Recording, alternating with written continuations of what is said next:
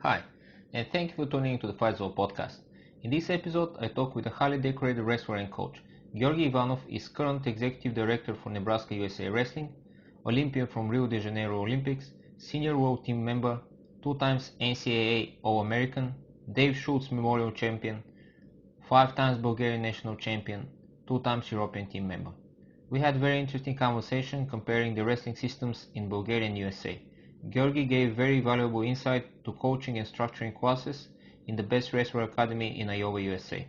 His instructionals are available at bjfanatics.com/Ivanov, that's IVANOV. For more wrestling techniques and tips, follow him at rockfin.com/Ivanov, or Instagram, Twitter and Facebook, Bull_Nightmare or The Best Wrestling. I hope you enjoyed this episode as much as I did. Why do we fight? To protect home and family.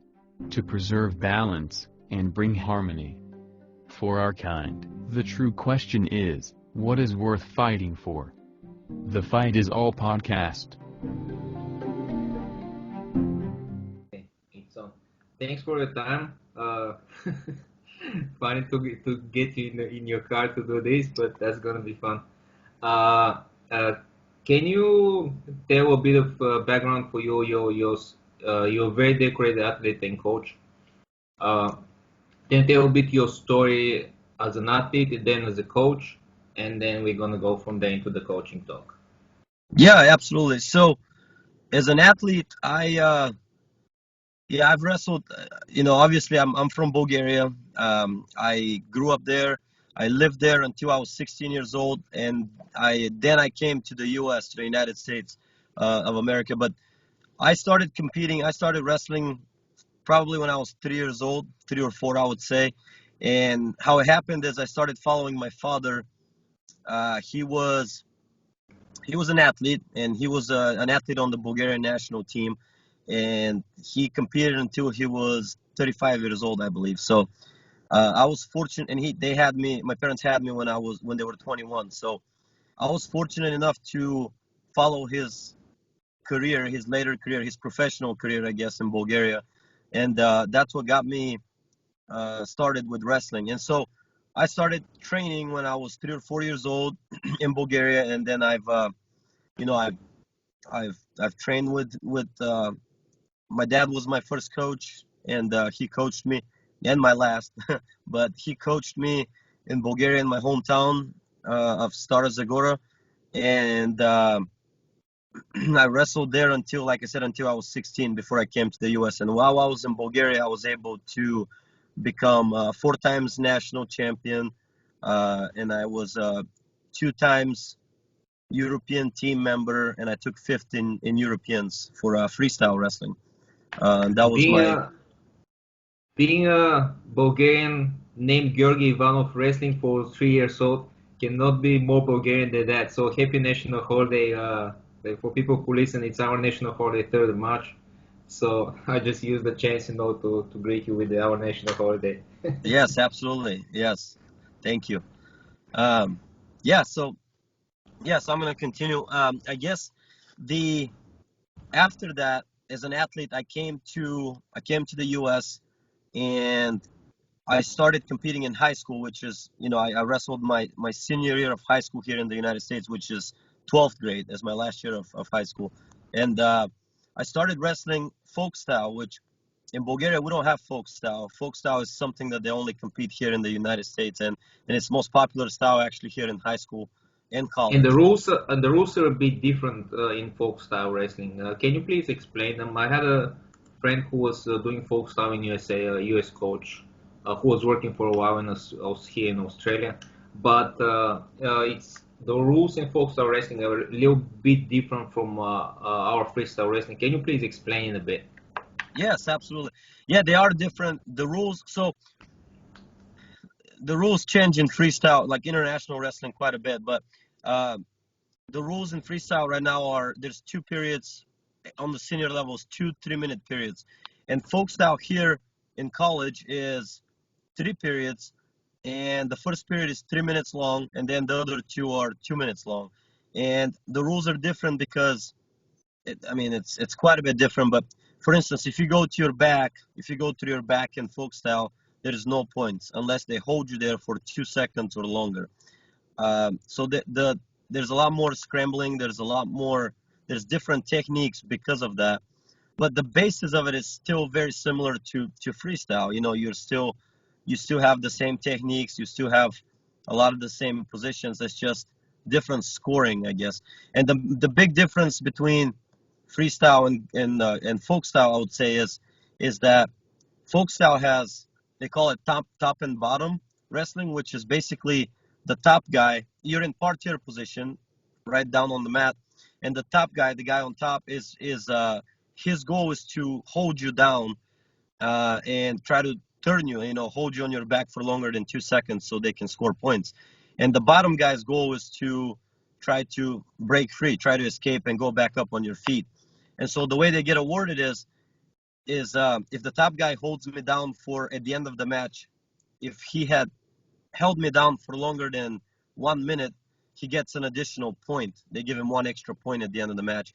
And during the match, if I escape, if I get out from bottom, I get 1 point in the middle, in the match, and then we continue to wrestle on our feet. So that's kind of the main difference. And also in folk style, you can't really throw people. You can't throw them on their backs or on their necks. They call that potentially dangerous. So there is no high amplitude throws in folk style. In freestyle, they award you for that. In freestyle, if you throw someone, they award you 4 points or 5. And there is no such thing in folk style. Interesting. Yeah. Okay, so you wrestle for folk style in the college, and you go for your story from there. Yeah, so I was saying I started in high school, actually. That was the first time I wrestled folk style, was in high school, my senior year. And I had a really good year. I went 54 matches, 54 wins and 1 loss, and I lost at the state tournament here in Iowa. And I actually got, no excuse, but I actually got sick that weekend before state. I was in the hospital, and I lost a very close match to a guy that was he was a very good wrestler. He was, high school here is 4 years, 9th through 12th grade, and he was a 3-time state champion, 1 second. So I lost to him by 1 point. So that was my only loss on the year. So because of that, I was able to earn myself college scholarships. College coaches started recruiting me, and I had a lot of offers to go to continue into higher education here and to be paid for. I had a scholarship. So I accepted to compete at the University of Nebraska, Omaha. And at the time, they were a very, very strong program. They were 4 times at the time national champions, and as a team. When I got there, my first 3 years, there, we won 3 national titles as a team. I took second in the nation my first year, and I took third my sophomore year, and my second year. And then after that, they dropped the wrestling program. They shut down the wrestling program after we just won 3 titles in a row, and there was really no explanation given. They just ceased the program. So after that, I had to transfer, and I transferred at another university. It's called Boise State University in Idaho. And the reason I went there is because at that time, my parents came to the U.S., which was 4 years after I did. I came here by myself initially, which that was a whole other story on its own. But I didn't speak English when I first came here when I was 16. I knew one person that kind of helped me out. He was my mentor here, Guardian. And yeah, that's a whole nother story. But so anyways, once I moved to Boise, Idaho, my parents had just gotten there. My dad had gotten a coaching job there, and that's the reason why I went there. They offered me again full scholarship, and I gladly accepted, and I was able to be closer to my parents again. 4 years later, we reunited there, and I was there for 2 years. Graduated with my bachelor's degree in business marketing, and right after that, met my wife to be, met my girlfriend at the time, and then later on we got married in Boise. But so from there, in 2013, when I graduated, I got an offer to go and coach at at a college.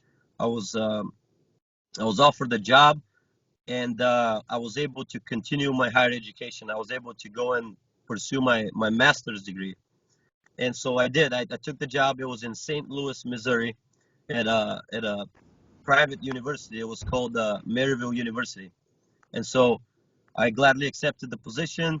I started my job there, and I was actually doing a lot of things at one time, and it was very, very challenging. I was yeah, it was crazy. But what they had me do is I started in the administration's office. So I was accepting international students into the university. I was reviewing their paperwork, interviewing them, approving them. And then after that, after work, I would volunteer into the wrestling room where I'll be an assistant coach in the college. So I went there and I started helping with wrestling. And then at the same time, I was a full-time graduate student. I was getting my master's degree in it's called strategic communication and leadership. It's basically like a public relations degree and leadership. And so, and I was newly married. And at that time, that was in 2014, so about 6 months later, 6 months after I got there. And I thought I was done competing at that time. I thought I was, retired. The guys on the team challenged me to enter a pretty big international tournament here in the U.S. It's called Dave Schultz Memorial. It's in Colorado Springs. It's in their Olympic Training Center. And I saw that there was going to be a Bulgarian team, but the Bulgarian national team was going to come and compete at that tournament. So I figured, why not? I can wrestle for Bulgaria and just go have some fun, even though if the guys are challenging me. And I went there. I called the Bulgarian Wrestling Federation. Found out what I have to have. We got everything taken care of, and that was in January. I went to Colorado Springs and I wrestled there, and I ended up winning that tournament. I beat a guy that took third at Worlds in that tournament, and that was a huge accomplishment. I actually surprised myself, to be honest. But right after that, that's when I got back on track and figured, I could potentially go back and try to achieve my, lifelong goal, which was to always be an Olympic athlete. So, of course, Bulgaria invited me to go back to Bulgaria and wrestle at the national tournament that year.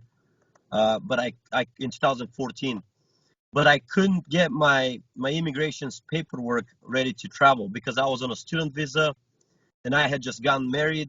And I was in the process of getting a green card. So I didn't really want to risk that because you're not supposed to travel when you're in the process of renewing your paperwork. So it's a long story. But then finally I got my green card. And in 2015, the next year, I went back to Bulgaria for the first time in 9 years. And I wrestled at the national tournament and I dominated. I won a national title. And it just felt good competing back home. And after that, of course, I made the world team. And that year, the Worlds was in Las Vegas. It was in the U.S. So in 2015, that's when I made my world team, and I competed in Las Vegas, which was it was a great experience. And then after that, in 2016, again, I went to Mongolia. I wrestled in the Olympic. It was a world tournament, but it was also an Olympic qualifier. And you had to place top 3 to qualify your country for a bid for the Olympics. So I went to Mongolia, and I took second at that world tournament. And that's how I qualified Bulgaria and myself for the Olympics in Rio. Oh, wow. Yeah. Well, we have a saying in Bulgaria, immigrant is a half devil or something like that. So your story proves the same, like doing all those stuff. I know the struggle, like trying to coach, train, and live on student visa. I came on student visa myself here in Australia as well. So was bring some memories. Congratulations, that's awesome. I invite you to the podcast since I saw you recently was appointed as on a position in US wrestling. I saw that in Instagram. Yes. Uh, So yeah. So yeah. I guess it's been a year now, but they just made that article. But I'm the executive director for Nebraska USA Wrestling. So for the state of Nebraska, wrestling in Nebraska, I'm the executive director for that position, or for that organization. And yeah, that's been great. You know, it's good honor and it's good recognition, and it's been a good experience to be in that place. I like having a say in the future of the sport of wrestling in Nebraska, and it's been a good experience. In the meantime, my father, about 6 months ago, my father just moved here from Idaho. He moved here to Iowa. So the reason okay, so it's confusing, but I live on the Iowa side. Nebraska and Iowa, the two states are touching. They're right next to each other. So I actually live pretty much on the border of the two, but I'm on the Iowa side. But I work for Nebraska wrestling, so that's why it's a little bit confusing. But my father, and my mom, my parents, both of them moved here 6 months ago, and my dad and I actually we opened our own wrestling club, which has been something that you know I would have never thought that we would do, but it's pretty neat. It's exciting, and we're doing really really well. A lot of kids are already coming to the club. We're getting a lot of members, and it's exciting because we're already getting a lot of recognition and results in such a short amount of time. So it's yeah, so yeah, that's kind of where I'm at right now. cool. Nice to hear that. I won't ask you like if you, how you adapt to change the rules because obviously you did pretty well. But I won't want to move now to talk to big coaching. Normally, that's the purpose of this podcast. We talk with different coaches, and I want to ask you, what do you think it's makes the Bulgarian wrestling so good? Obviously, you did very well, like even moving in the US, all this like additional odds that you have to beat. But US also like is a traditionally strong wrestling country. So compared to the way we train in Bulgaria, what would you say is different in US and to compare the systems of wrestling back home and in US as well? Yeah, there's nothing really that's the same besides going to practice.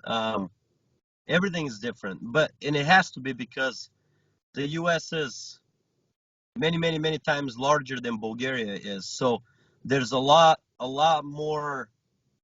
The number of wrestlers is just a lot larger than in Bulgaria. So the whole system is completely different. Wrestling in the US is a lot more of I guess it's more business structured because kids go to practices. They pay to be members at certain clubs. Clubs are privately owned. They make their own money. Some of them, um, oh gosh, everything is different. I mean, tournaments here, for instance, when you have tournaments in the U.S., kids, in order for them to enter in a tournament, they have to pay a fee to enter that tournament. In Bulgaria, it's still much like it was back during, forever ago, during communist time, back 30 years ago. Um, it's not necessarily, it's more of a government funded, the wrestling federation funded, um,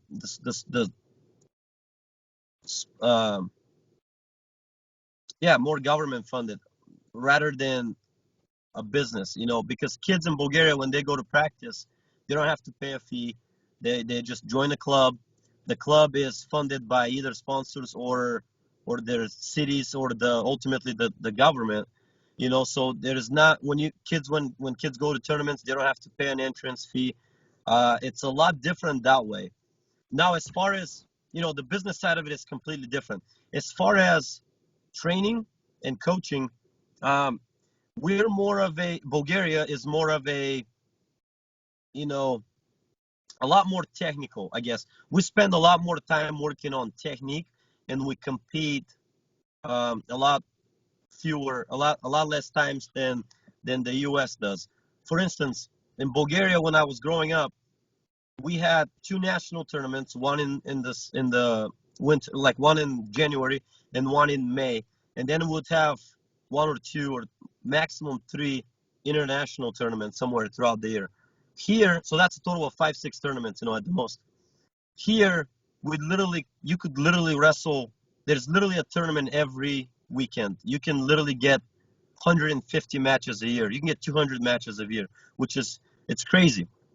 I almost think it's too much. But coaching in Bulgaria, in my opinion, overall, it's a lot more individualistic. You're giving a lot more attention to detail. You're giving a lot more personal attention because you're working with a lot fewer numbers.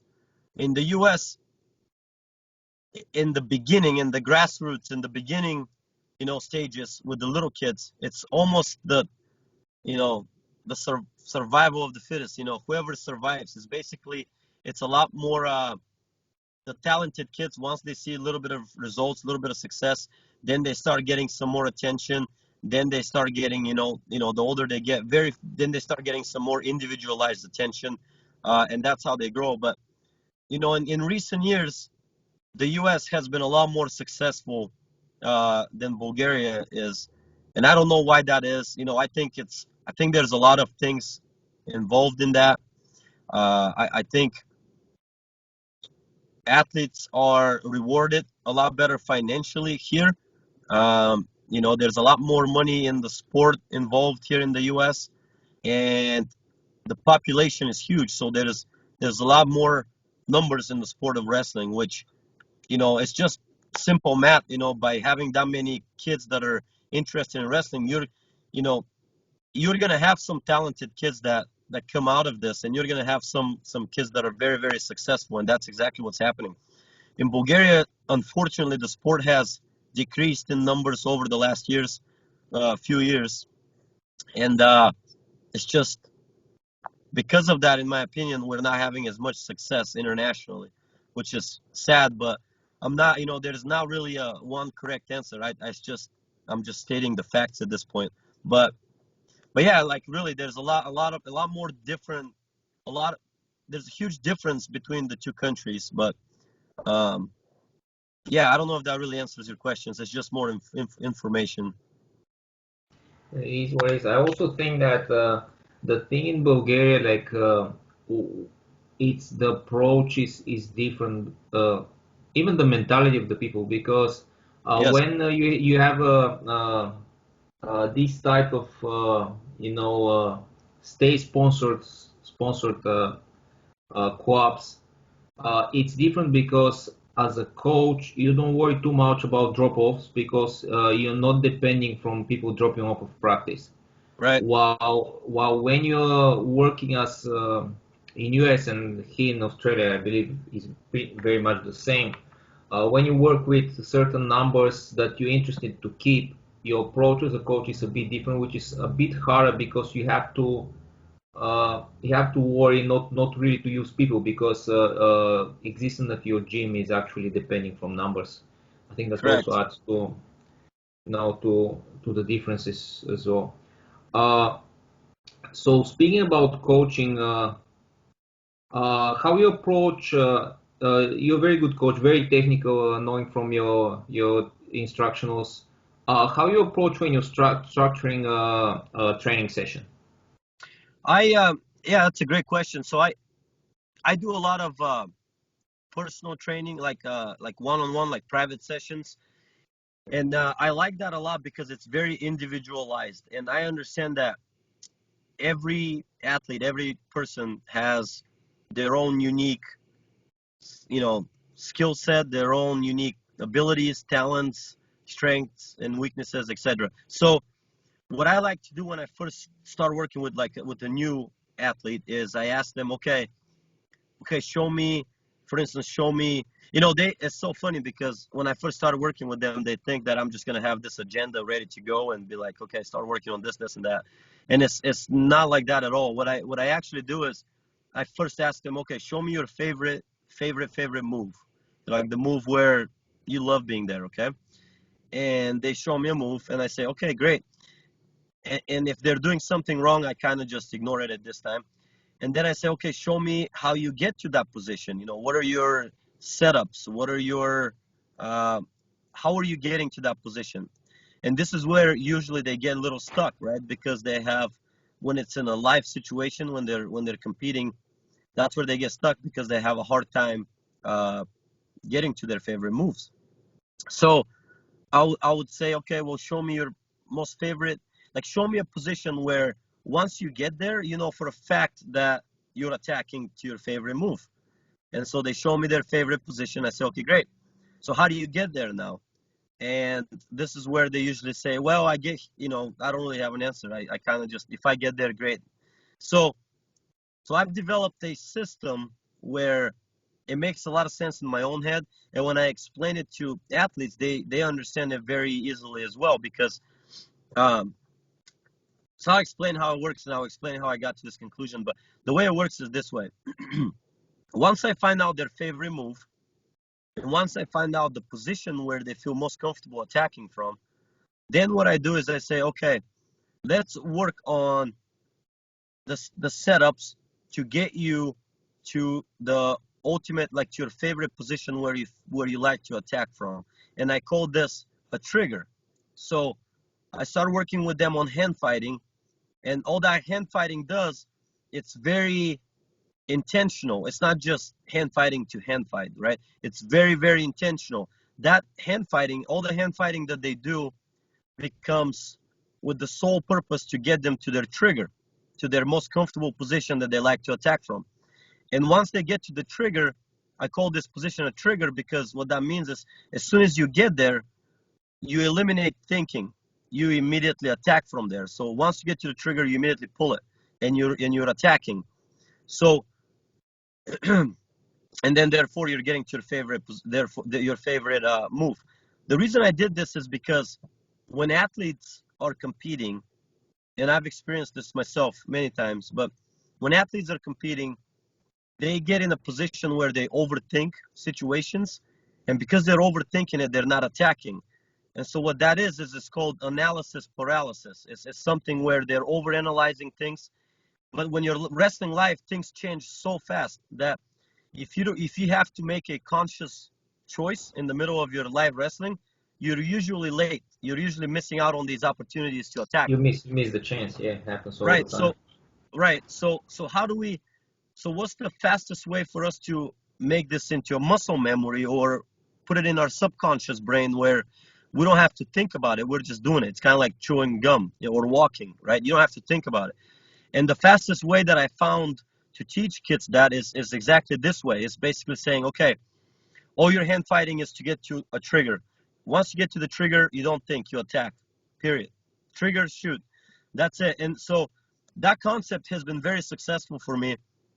And then and I try to keep it very simple, because complexity slows things down. Complexity leads to inaction again. You're overthinking things. So I try to simplify everything. So once they have one perfect trigger with one perfect shot, one perfect move, and one perfect finish for them, where they understand it completely and they feel very comfortable there, then I start adding. First thing I start adding is not moves, but different ways to get to that same move. So I'm adding different triggers. So if they have now 2 or 3 triggers to get to the same move, that just makes it, it makes them that much more unstoppable to get to their most comfortable shot. And I know that once they get there, they're still finishing the same way. So it's very, very quick. I've experienced that it's very quick way to progress that, with this method of training, of coaching.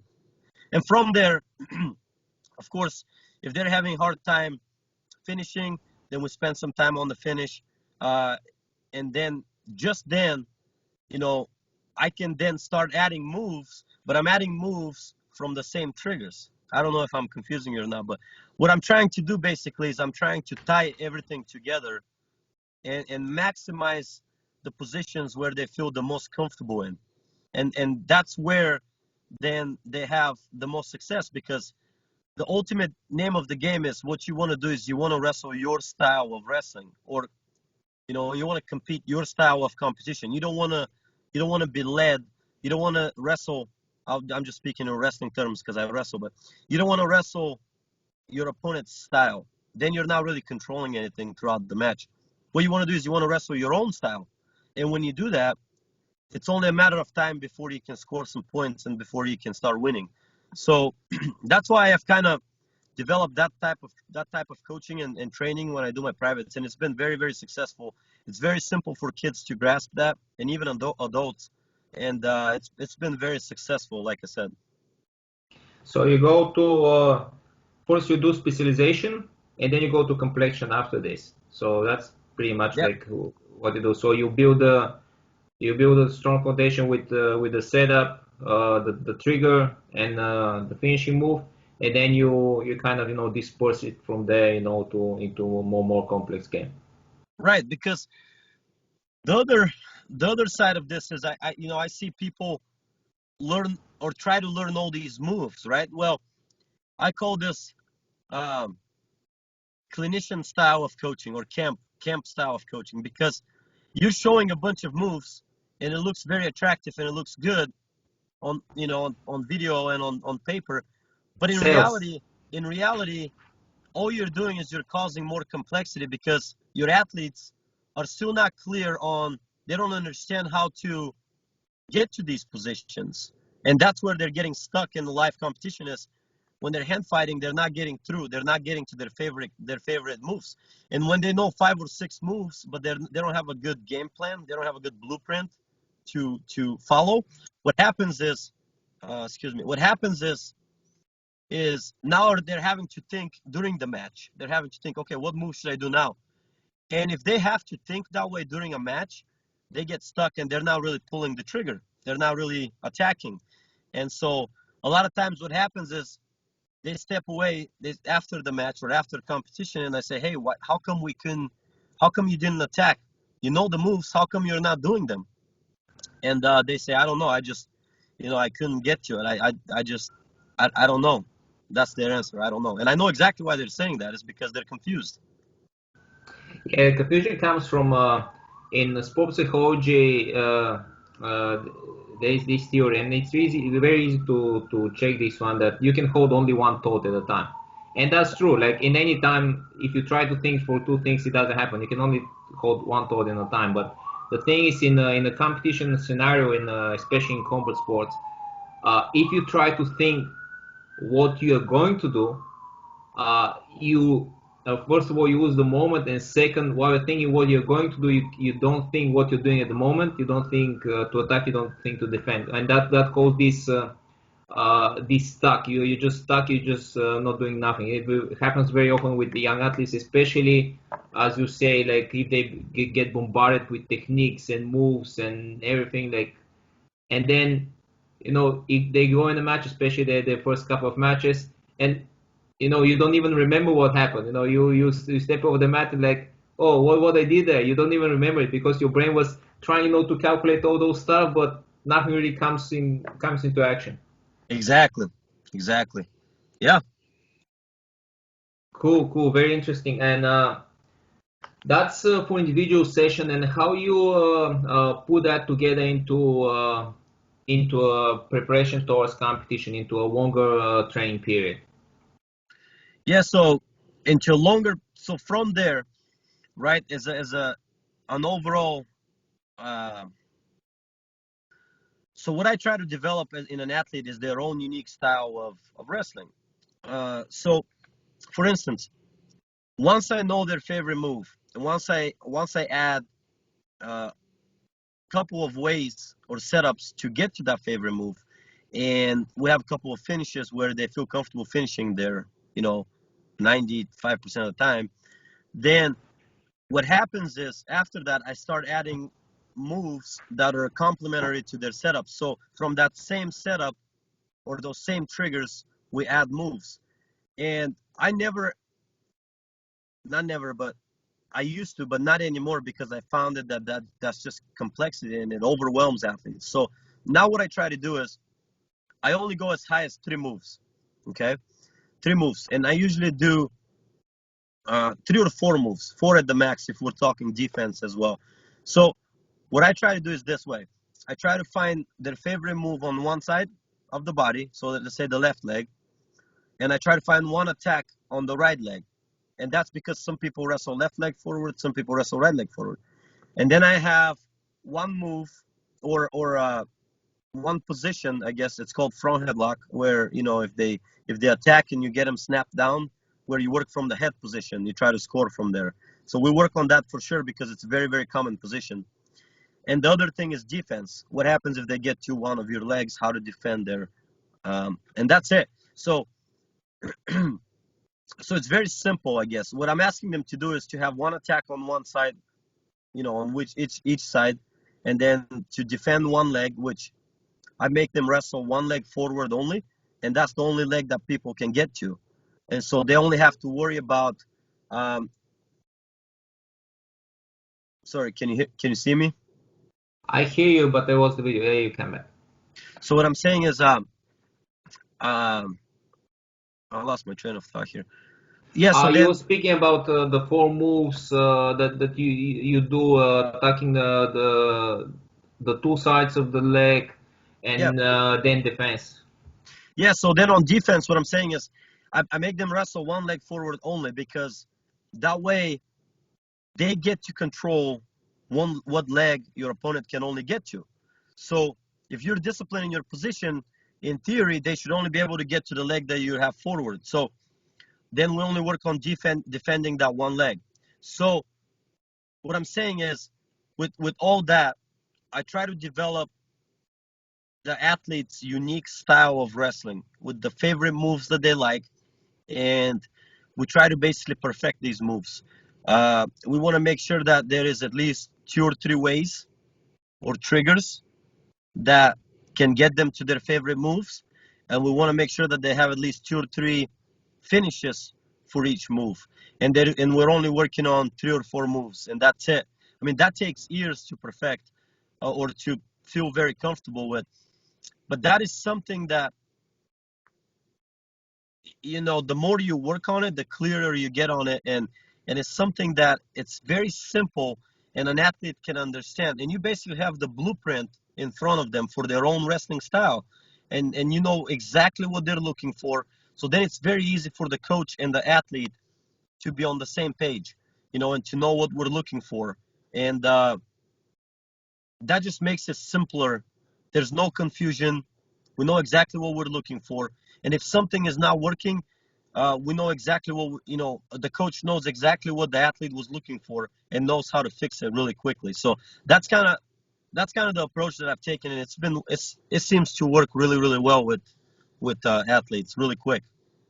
Well, fine systematic approach also works very well because in case, as you say, something is not working, when you have it systemized, you can actually target a certain area. While if you have like kind of bunch of moves that have no connection to each other, you have while you're competing in your game, you have a lot of openings, and then it becomes a mess when you're trying now to unify it. When you have a roadmap and systemized approach, if you miss something or you make a mistake or the athlete makes a mistake, you know that that's the area that you mess up, that's the mistake that you did. You know how what to target. Otherwise, it become very hard to coach in January if you just like a bunch of moves and like it's chaotic game. Exactly. Yes.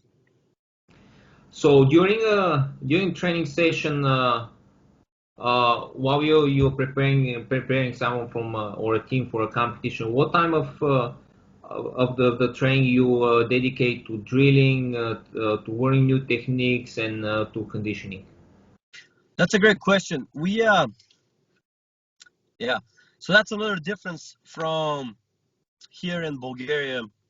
Bulgaria spends a lot of time on warming up, tumbling, stretching. I mean, a huge part of the practice in the wrestling world is spent, you're talking about 30 minutes, 30, 40 minutes, 30 minutes at least, just on warming up and stretching and getting loose, people here in the U.S. are a lot more, how do I say this? I would argue that they're busier, you know, and Well, they're a lot more. let's say people on the West, they appreciate their time more, and Yeah, so they're a lot more conscious of their time. So we've noticed that long warm-ups are not something that is necessary.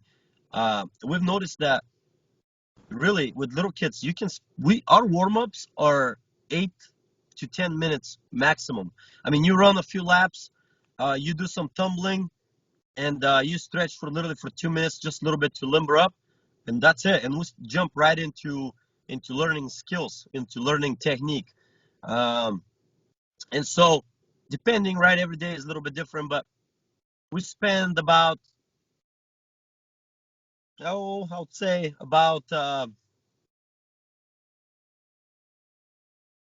hour, about hour 15, hour 20 on technique, skills, drilling, and then the way to do it is you learn a new move, you make sure the kids grasp the move and they're doing it right. If not, you go through each couple and you try to fix the group and you try to fix the move and make sure they understand it.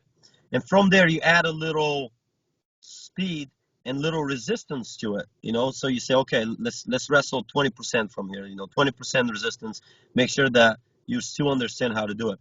And then, maybe the next day or a week later, we say, okay, let's the same move. Let's add 50% resistance, or 80% resistance. And ultimately, you want to get to the position where they can wrestle live from there, 100% in the situation where we call it situational live wrestling.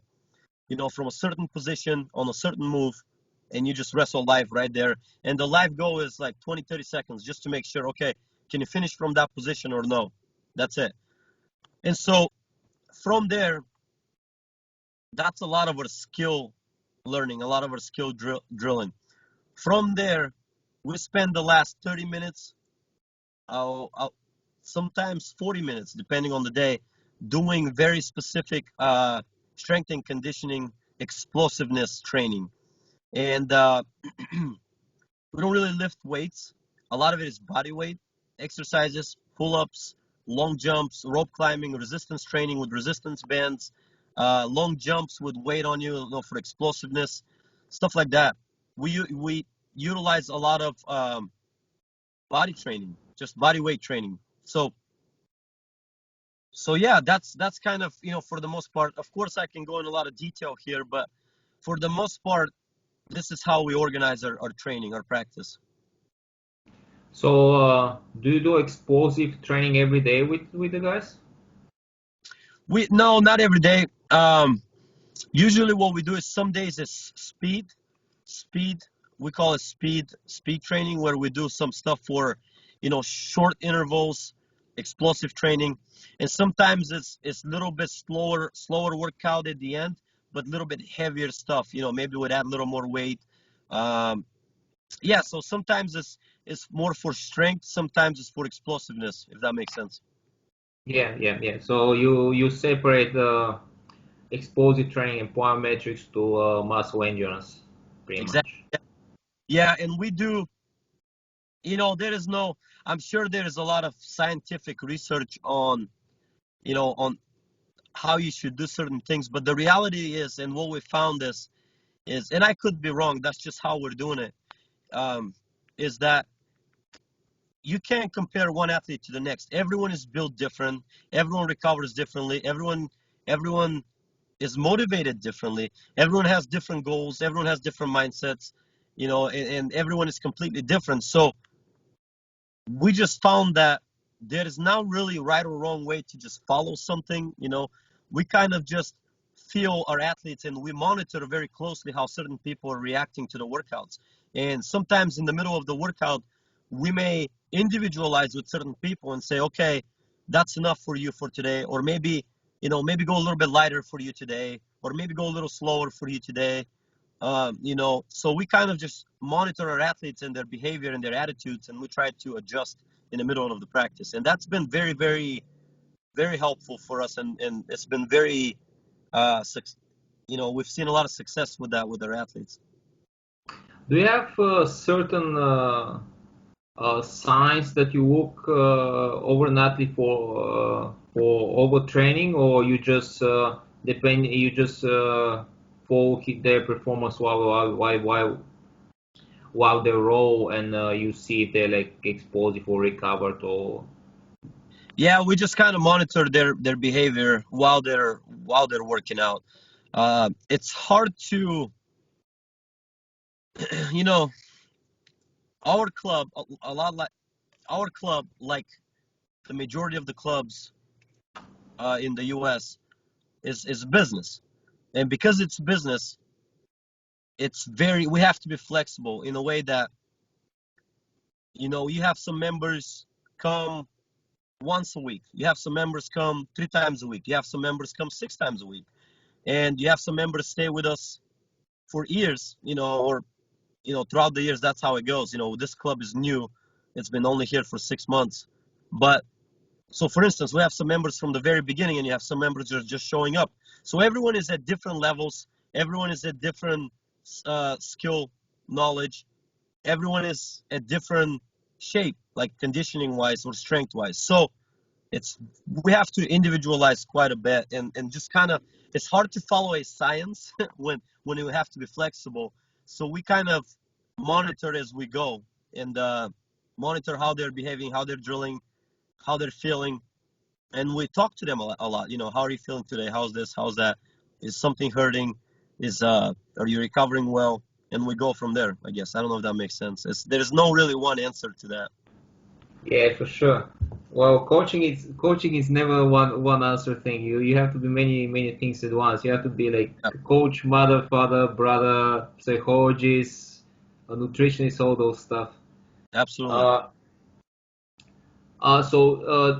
are your classes mixed, or you separate your, let's say, upcoming guys and competitors The in way the class? we separate them is by age. We have a group that is called, we call them little champs.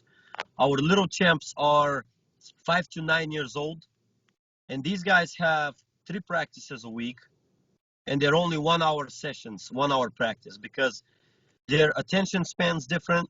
They have a hard time staying focused, and at that time, we're really trying to just introduce them to the sport and get them to like the sport. We don't want to throw so much workload on them where they burn out, or where they're feeling tired, and where it becomes not as fun to them. In that age group, we're just trying to get them familiarized with the sport. We're getting to like the sport, create some friends in the sport, and make it fun for them. And that's why it's only 3 practices a week, and we have 1 hour sessions with them. Now, the older kids, 10-year-olds and older, it's 10 and older. That group, that group is, we call them future Olympians. That group has options, I guess. We have and we call it levels of commitment in our club. We have part-time level of commitment, which basically means that they get 3 practices a week and 2 morning workouts. The morning workouts are at 5:50 a.m. and it goes until 6:40 a.m. So it's before work and school, and that's 2 times a week. Tuesday and Thursday they have morning workouts, and they have 3 practices at night in the evenings. And whether they come to, because we're a business and they pay for our services, we can't really make them be there. So if they show up, great. If not, then we kind of get on them a little bit. Why did you miss? Why are you not here? And if they have an excuse, or if the parents couldn't bring them, that's fine. We understand. But that's what they get with that package, with that level of commitment. We call it part-time level of commitment.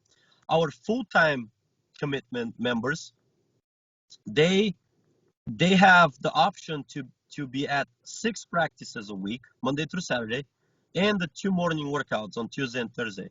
And they get to pick and choose how many times they come, which practices they come to, and if they're full-time guys and they come to 5 practices instead of 6, that's okay. We understand. We have to be flexible with them. But yeah, that's kind of how we've structured it. We separate them by little champs, and future Olympians. Yeah, it's very interesting. Yeah, interesting approach. It's very valuable. I want to switch a bit now to your systems. You have very interesting systems. You're very technical as a coach from what I've seen from systems that I use, and Thank you also very uh, you very well explain and expand a certain system. Can you talk a bit about that and also like say something about the systems you have on and how people can find them as well? Yeah, absolutely. Thank you for bringing this up. So there's a company here in the United States, and they started with Brazilian Jiu-Jitsu. They started with Brazilian Jiu-Jitsu, and they're huge. It's called BJJ Fanatics, bjjfanatics.com. And since then, I know those guys really well. Michael Zenga and Bernardo Freire. They're great people, the owners of the company. But they started with Brazilian Jiu-Jitsu, and then now they have expanded in other sports. Now they have wrestling fanatics, judo fanatics. They have all kinds of fanatics. Now they're Striking fanatics. Yeah, they have it all yeah, now. they've explored everywhere. They've explored many other sports. But my point is this: they reached out to me. And they wanted me to. I was actually one of the first wrestlers to create an instructional with them, instructional video. And I my first DVD with them, or it was a DVD. Now they're more online, so they call it instructional. My first instructional with them was uh what was it called? The 2-on-1 encyclopedia, I believe, and that was all from a Russian Thai. Some people call it 2-on-1 position. But I have 40 plus moves that I break down in that instructional. I mean, I believe it's over 3 or 4 hours of content, and it's both offense and defense, and I try to really, really break down that position. That's one of my favorite positions. My father was very, very good at it, and we used to always study the Russians utilize that position. So I've literally started working on 2-on-1s and Russian ties since I started wrestling, and over the years I was very successful with that. That became my style of wrestling. I utilized the 2-on-1 position a lot as a competitor, and I had a lot of success with it. And I found that it's much easier to score sometimes, from a Russian position than it is to try to attack the legs or muscle through certain positions. So because of that, that was the first instructional that I did with them. I flew out to Boston. That's where their headquarters are, in Massachusetts, and we recorded our first instructional, and it was a huge success for the wrestling community. But also we found out that it was a huge success for the Brazilian Jiu-Jitsu community as well, because they Brazilian Jiu-Jitsu is great with locks and submissions, but they have a hard time on their feet. In comparison to wrestling, they have a hard time on their feet with takedowns or defending stuff like that. And so I I found I had a lot of positive feedback from the Brazilian Jiu-Jitsu community on that instructional. And so after that, the second one that I developed was it was called Hand Fighting Explained, I believe. And that was basically the reason I did this is because no one out there had tried to break down hand fighting, because it's such a complex thing to break down. There's so many different paths that you can take in hand fighting that it was very, very difficult for someone to put it in a system, to create a blueprint, and to make it systematically easy to understand concept. So what I did is I took that challenge, personally, and I tried to create a matrix. I tried to create a system of how to break down hand fighting and how to get out of position, how to get unstuck, how to convert defending into attacking, how to control your opponent. And it was a very, very fun project. And ultimately, what ended up happening is I flew out there again, and we recorded that second instructional, which is the Hand Fighting Explained, and that's also been very successful, and it's been fun to see, all the connections that I've made, just like you, and all the people that I've connected with because of those instructional series. And so yeah, that's you guys can find those at bjjfanatics.com. Just search my name or just search Ivanov, and you can see those. I'll definitely put links in the description for those ones. I know where they are. About 2-on-1, I want also to say there is big advantage for BJ guys because 2-on-1 position there is no takedowns for the guy you hold into 2-on-1. When I started with Sambo, because I started a bit late, my Sambo coach showed me this position because it was easy for me to defend from more advanced people and to able to set a simple takedowns. And on while like your instruction is wrestling based, this position works even better with gi because we have better grip. So it doesn't matter if you train gi or no gi. Like 2-on-1 is very useful position, to be good at. Absolutely. So if you wanna say your other socials that people can follow you. Yeah, absolutely. You guys can follow me on Instagram and Twitter. It's BUL_nightmare, stands for Bulgarian Nightmare. That was a nickname I was given in college. My coach used to say that I give my opponent nightmares, so it stuck with me. So it's BUL_nightmare on Instagram and Twitter, and my Facebook page is BUL Nightmare all together. And we also our club is called The Best Wrestler, and our Facebook page is Best Wrestler LLC, and you guys can follow. If you send me links, I put them in the description of the episode so people can find them easy and find your team and follow your socials.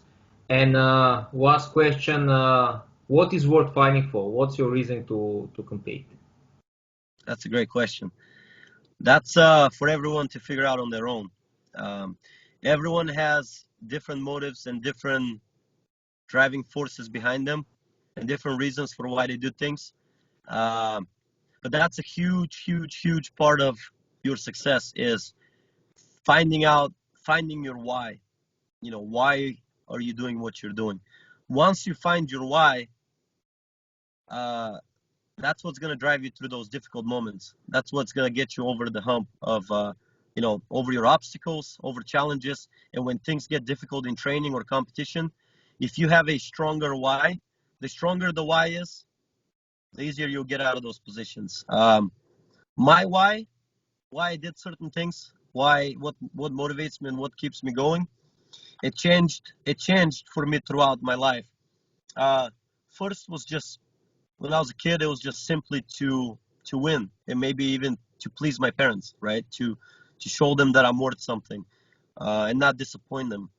And later on, it became more. I still enjoyed having the idea of proving my self-worth to my parents and not disappointing them. But ultimately, it has shifted now to providing for my family, making sure that they're taken care of, and making sure that I have an impact on this world. Basically passing on my knowledge and my understanding to help the next generation and to help the future, I guess. My goal now is to impact as many people as I can because I'm finding out that the ultimate fulfillment comes from giving, giving and getting that reaction out of people once I see that I've solved this an issue for them, or I've made their life easier. That look they have on their face is very fulfilling. That the look of gratitude, I guess. But yeah, so my why now is to impact as many people as I can, because at the end of the day, that's what it's all about. Georgi, thank you so much for your time. Happy National Holiday. If you want to add something, go for it. And thank you so much for this. Yeah, absolutely. I want to say thank you. Thank you for getting me on here. I truly appreciate it. It's a pleasure to meet you. And thank you so much for reaching out to me. I know it's not, I know it's not easy to do. I know it's sometimes people don't want to do that. So I truly appreciate you reaching out to me. Stay in touch and keep doing what you're doing, and I'll be following. And to everyone that's watching out there, I appreciate you guys. Thank you so much. And if there's anything I can do, I'll be happy to. So Thank you. And I hope you get more folks from Australia so the wrestling gets better here. Absolutely. Yeah, I would love to come out to Australia sometimes and do a wrestling clinic. I've never been there. Hopefully, once all this stuff with the lockdowns and stuff go away, I would love to have it for seminar. I think it's gonna be a lot of fun. That would be amazing. Yeah. Thank you. Let's keep in touch and have this in mind. Absolutely. Thank you. Appreciate it. You have a good day. Is it day there in the morning? Yeah, just starting. It's 10 o'clock in the morning. Excellent. You have a good day. Thank you. Thank you. Cheers.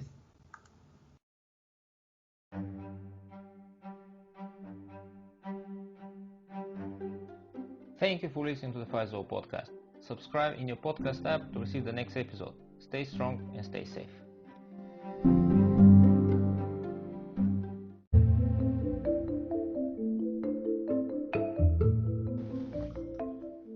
This episode is brought to you by Tambourine Spring Water.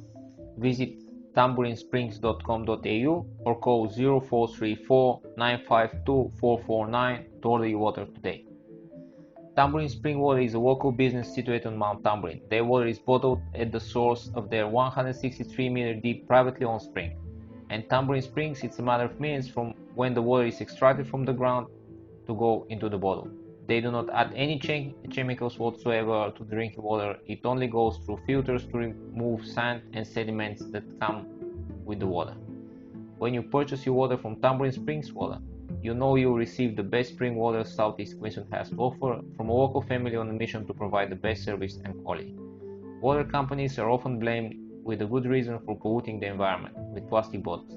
This is also not the case with Tambourine Spring Water. Your water is delivered to your door in 15 or 20 liter bottles, and your used bottles are collected, disinfected and refilled again, so zero plastic waste goes to the environment. Me, my family and my team are also using Tambourine Spring Water. Once you drink real spring water for a while, you cannot drink anymore from the sink or any commercial waters from the supermarket because they stink and have bad taste. Ridiculously enough, in Australia you can mix 50% of the water with tap water and label and sell it as spring water. This is not the case with Tambourine Spring Water. I personally know the family who owns it and have been numerous times in their small factory to see my water being bottled straight from the spring after the filtration process. Find out more at tambourinSprings.com.au or call 0434 952 449 to order your water today.